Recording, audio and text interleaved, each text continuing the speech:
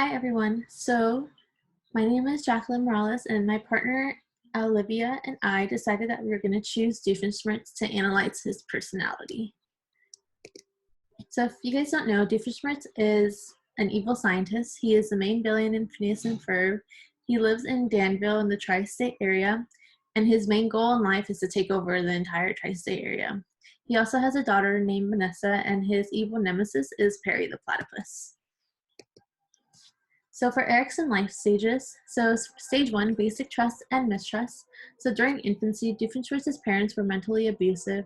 His parents preferred his younger brother Roger over him, and his parents disowned him, which caused him to develop mistrust and feelings of abandonment. He also experiences, in stage 2, autonomy versus shame and doubt. Doofenshmirtz was never able to do things for himself.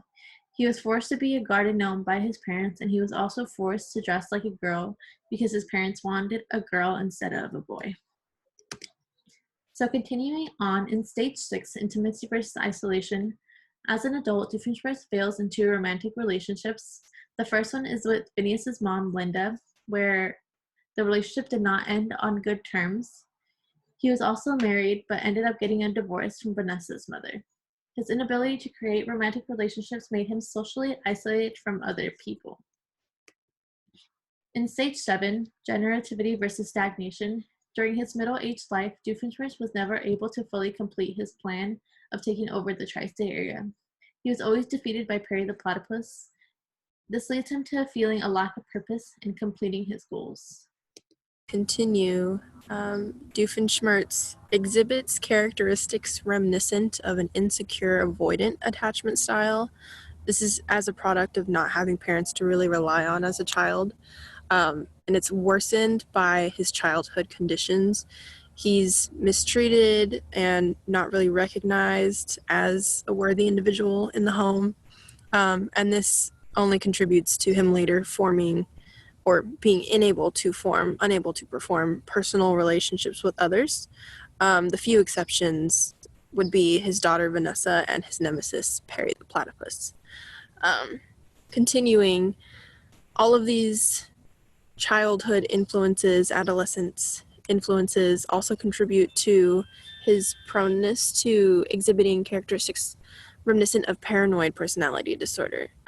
His childhood trauma, leads to his constant distrust of others and him constantly being on guard in the case that someone comes and destroys his plans. He ends up being cold and insensitive to others as well, again contributing to his inability to form strong social bonds. However, he does also exhibit dependent personality disorder or symptoms thereof to a degree. He doesn't like when his nemesis Perry is not around because he is one of the few constants in his life, one of the few people he does not completely isolate himself from. So he's lonely without his presence. He actively tries to engage Perry's interest and essentially fears the disappointment or abandonment of Perry should he fail in his efforts to gain that attention. So far as the big 5, we know that Doofenshmirtz is high on neuroticism. All of his life factors have caused this, his insecure attachment, among other things. He's an anxious, paranoid, and emotionally unstable individual, unable to maintain strong social bonds. So far as conscientiousness, he is moderate in this category. He does create complex inventions and carry out complex plans to destroy a whole city, even if they don't always come through.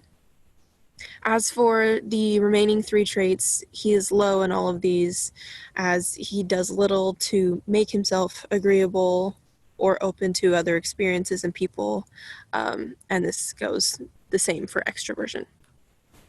Thank you for watching.